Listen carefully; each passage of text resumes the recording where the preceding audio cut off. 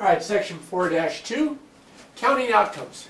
This is a big deal on the proficiency test. They always have problems involving counting outcomes and the multiplication principle of counting. All right, so let's say I'm considering ordering a pizza. I'm going to order a pizza from good old Monocle's Pizza in my hometown. I can either have a large or a small size pizza. I can order either thin crust or thick crust. And I can have sausage, pepperoni, or mushroom. Now I'm going to order one pizza with only one topping.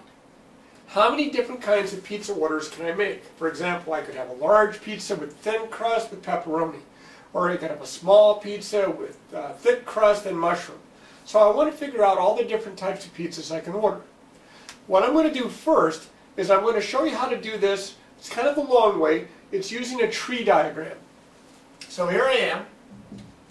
I'm going to order either a large pizza or a small pizza. So what I'm going to do is I'm going to go this way, and I'm going to go this way. This way for large, this way for small.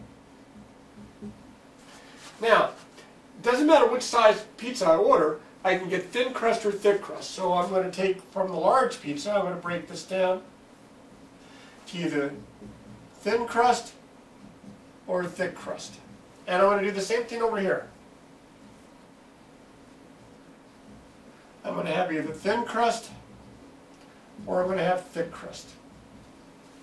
Now, since it's a one-topping pizza, I can order sausage, pepperoni, or mushroom, which I'm going to just abbreviate as S, P, and M. So if I get a large pizza with thin crust, it could be sausage, or it could be pepperoni, or it could be mushroom. Same thing with a large thick crust. It could be sausage, it could be pepperoni, and it could be mushroom. Now if I had ordered a small pizza, thin crust, same as thick crust, it could be sausage, it could be pepperoni, or it could be mushroom. And a small thick crust could be sausage, pepperoni, or mushroom. Now, you can see why it's called a tree diagram, because it branches out. If you look at all the bottom branches, you have 1, 2, 3, 4, 5, 6, 7, 8, 9, 10, 11, 12 bottom branches. That tells me that there are 12 possible orders.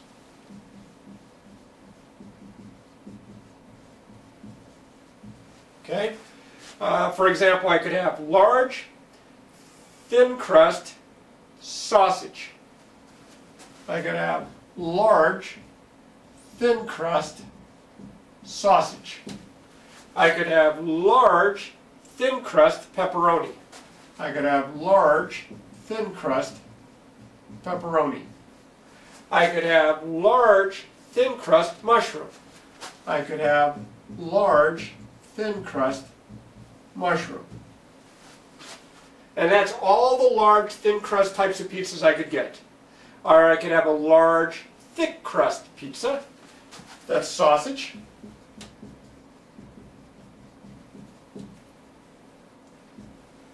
I could have a large, thick crust pepperoni.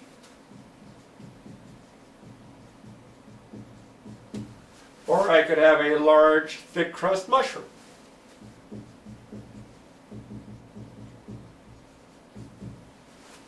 And that's all the large kinds of pizzas I could order. I could order a small pizza, that's thin crust, so I could get a small, thin sausage. I could get a small, thin pepperoni, or I could get a small, thin mushroom.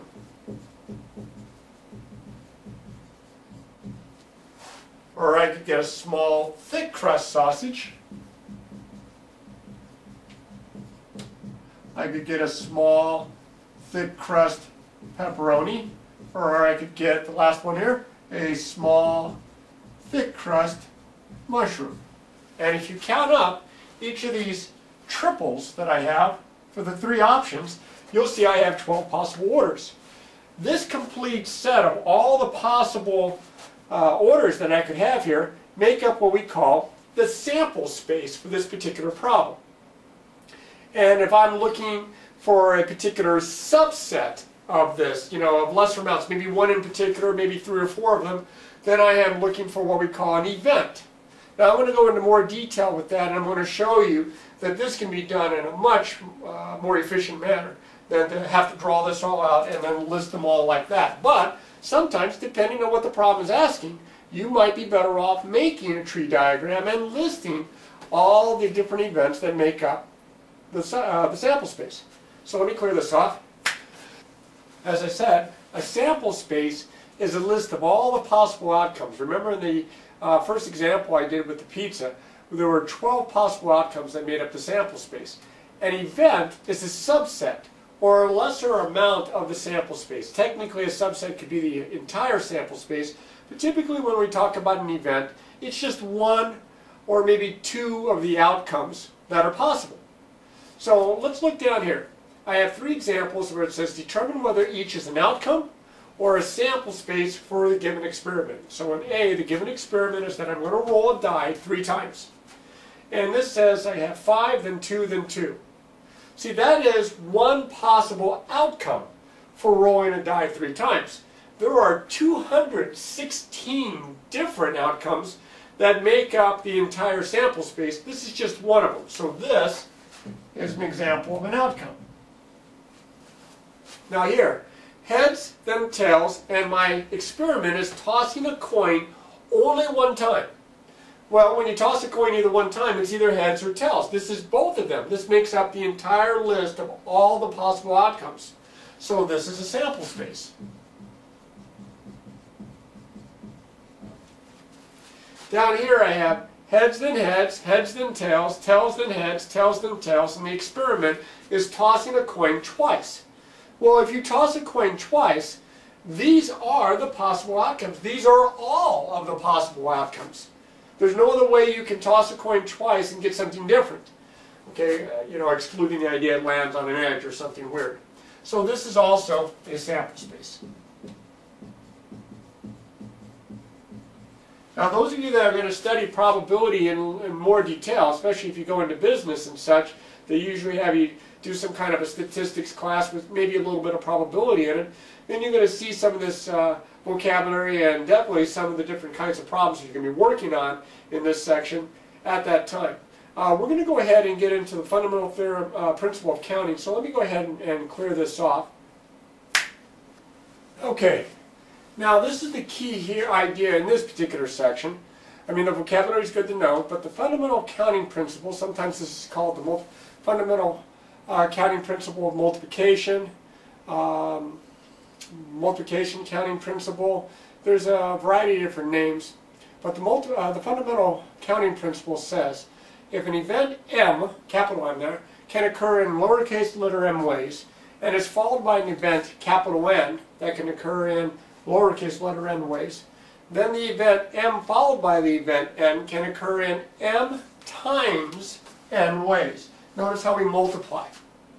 So it's the number of ways for the first part times the number of ways for the second part. Or if you remember the pizza problem from a while back, we had 12 different outcomes in our sample space. We had 2 sizes, we had 2 types of crust, and we had 3 different toppings. If we take the number of options for the first times the number of options for the second times the number of options for the third, we get 12. It doesn't give us a list of all the outcomes that make up the sample space, but it tells us how many outcomes there are in the sample space a lot more quickly than doing the actual tree where we break it apart.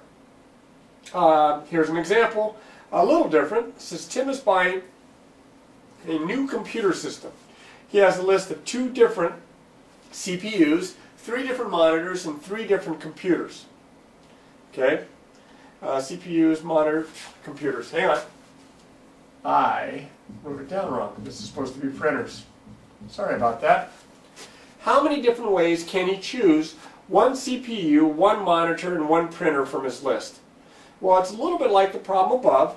We have 2 different CPUs, we have 3 different monitors, and we have 3 different printers.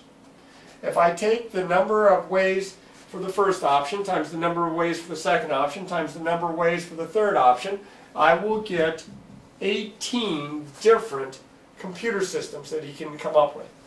18 computer systems.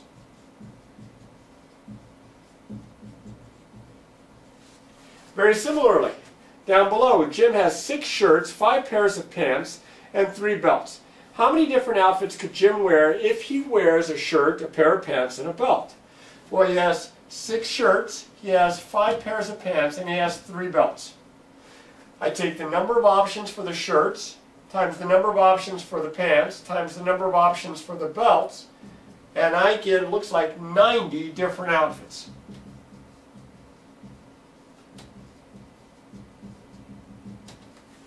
Okay?